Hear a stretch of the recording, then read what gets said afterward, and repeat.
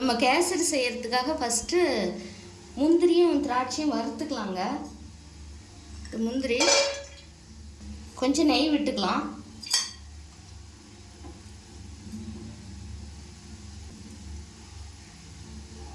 நம்ம இதுலேயே ரவையும் வறுத்துக்க போகிறோம். இதை எடுத்துக்கிட்டு அதனால் நான் 2 ஸ்பூன் நெய் விட்டுக்கிட்டேன்.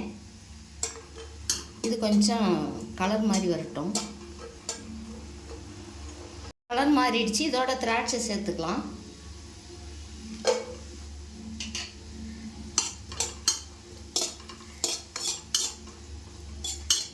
இந்த திராட்சையெல்லாம் நமக்கு கொஞ்சம் பலூன் மாதிரி உப்பி வரும். அந்த அளவுக்கு வந்து நம்ம எடுத்து வேற ஒரு பாத்திரத்துக்கு மாற்றிக்கலாம். பாருங்கள், திராட்சையெல்லாம் உப்பி வருது.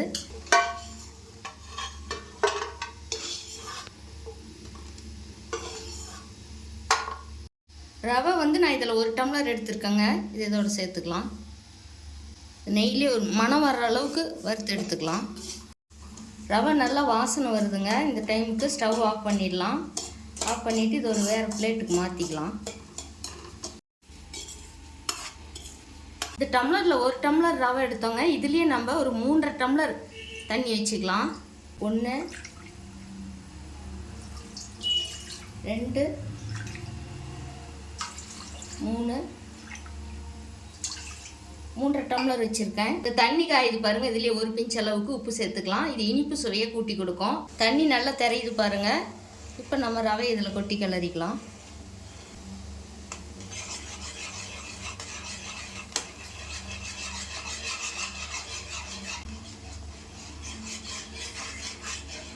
நான் இது தண்ணி காயிற வரைக்கும் நான் ஸ்டவ்வை ஹை ஃப்ளேமில் வச்சுருந்தேன்.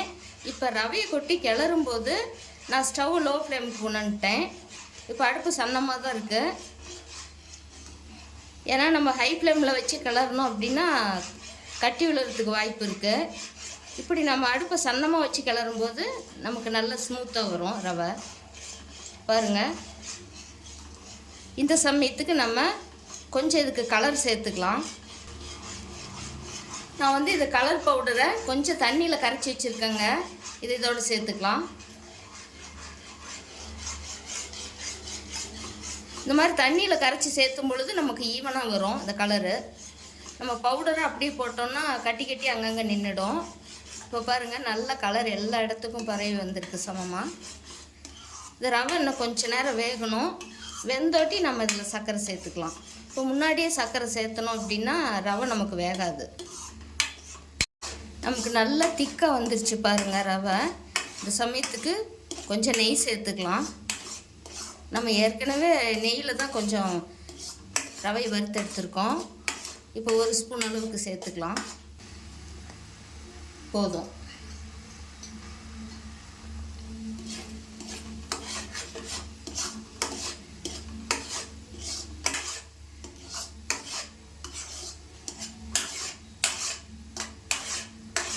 இப்போ சர்க்கரை சேர்த்துக்கலாம். நான் 1 டம்ளர் ரவைக்கு அந்த ரவை எடுத்த டம்ளர்லேயே 1 டம்ளர் ரவை எடுத்தேன். 3/4 டம்ளர் சர்க்கரை சேர்த்துக்கலாம். இது இனிப்பு நமக்கு போதுமானதாக இருக்கும். உங்களுக்கு அதிகம் வேணும் அப்படின்னா 1 டம்ளர் அளவுக்கே சேர்த்துக்கலாம். சர்க்கரை சேர்த்தனோட்டி நமக்கு பாருங்கள் இலகிய தன்மையாக வந்துருச்சு. இது நம்ம இன்னும் கொஞ்சம் நேரம் இந்த மாதிரி கிளறி விட்டுட்டு இருக்கலாம். நம்ம சர்க்கரை சேர்த்தனோட்டி நமக்கு கொஞ்சம் தண்ணி விட்ட மாதிரி ஆயிடுச்சு. இது வந்து இப்போ அடி பிடிக்காது. நம்ம கொஞ்சம் நல்லா கிளறி விட்டுட்டு இருக்கலாம். இது கொஞ்சம் திக்காகி வரணும். வந்தோட்டி நம்ம இதில் கொஞ்சம் ஏலக்காய் பொடி சேர்த்து முந்திரி திராட்சை சேர்த்துட்டு இறக்கிக்கலாம். ரொம்ப சிம்பிளாக இது செய்யக்கூடியதுங்க. இப்போ நமக்கு கேசரி ரெடி ஆகிடுச்சு. இந்த சமயத்துக்கு ஏலக்காய் பொடி கொஞ்சம் சேர்த்துக்கலாம். நான் வெள்ளை சர்க்கரையோட இந்த ஏலக்காய் விதையை மட்டும் எடுத்து பொடி பண்ணி வச்சுருக்கேன். வாசனைக்காக சேர்த்துக்கலாம்.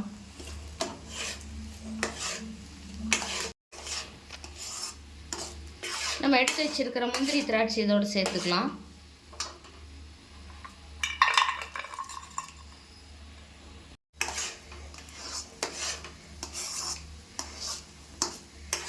அவ்வளோதாங்க, ரெடி ஆயிடுச்சு. ரொம்ப சிம்பிளாக ஈஸியாக செய்யக்கூடிய ஒரு ரெசிபிங்க இது. இப்போ இதை ஒரு பிளேட்டுக்கு மாற்றிக்கலாம். நான் இந்த பாக்ஸில் தாங்க எடுத்து மாற்றிக்க போகிறேன் கேசரியை. இதுக்கு கொஞ்சம் நம்ம நெய் தடவிக்கலாம்.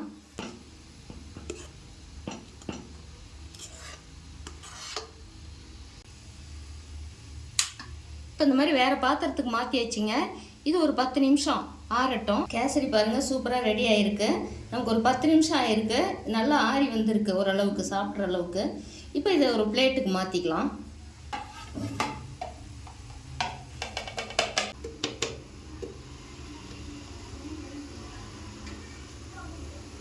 வாவ், சூப்பராக அழகாக வந்திருக்குங்க.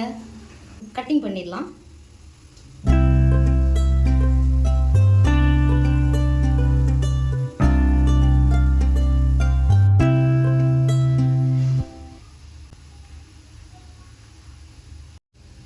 இது பாருங்கள், சட்டுன்னு ஸ்கூல் விட்டு வர்ற குழந்தைங்களுக்கு கூட இந்த மாதிரி நீங்கள் ஸ்நாக்ஸ் செஞ்சு கொடுக்கலாம்.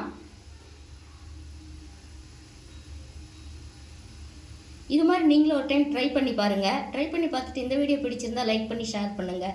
உங்களுடைய கருத்துக்களை கமெண்ட் பாக்ஸில் சொல்லுங்கள். சப்ஸ்கிரைப் பண்ணுங்கள். தேங்க்யூ.